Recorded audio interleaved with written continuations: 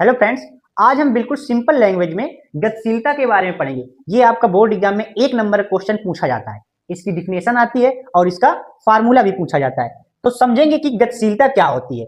तो गतिशीलता एकांक वैद्युत क्षेत्र में मुक्त इलेक्ट्रॉनों द्वारा, जो भी हमारे कोई भी चालक होता है उस चालक पर कुछ फ्री इलेक्ट्रॉन्स होते हैं, उन्हीं को हम कहते हैं मुक्त इलेक्ट्रॉन। तो एकांक वैद्युत क्षेत्र में मुक्त इलेक्ट्रॉनों द्वारा प्राप्त अनुगमन वेग, जो उनका प्राप्त अनुगमन वेग होता है, वह चालक की गतिशीलता कहलाती है। ठीक, इसे हम म्यू से प्रदर्शित करते हैं और म्यू बराबर होता है वी डी बाई ई।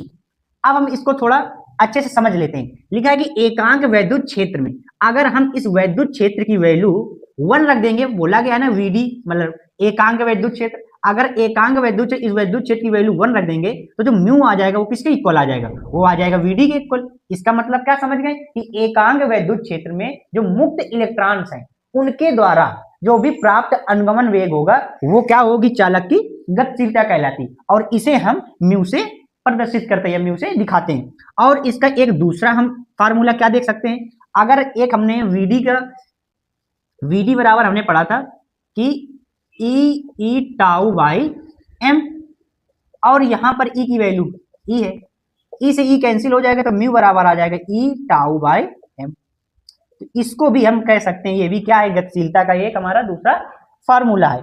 और इसका एसआई यूनिट क्या होती है, एसआई, इसकी एसआई यूनिट होती है मीटर स्क्वायर अपान में वोल्ट इंटू सेकेंड। ये होती है हमारी क्या, ये होती है गतिशीलता की एसआई यूनिट, उसे हम लिखते हैं metre square upon volt into second. तो हम गतिशीलता को समझ लिया।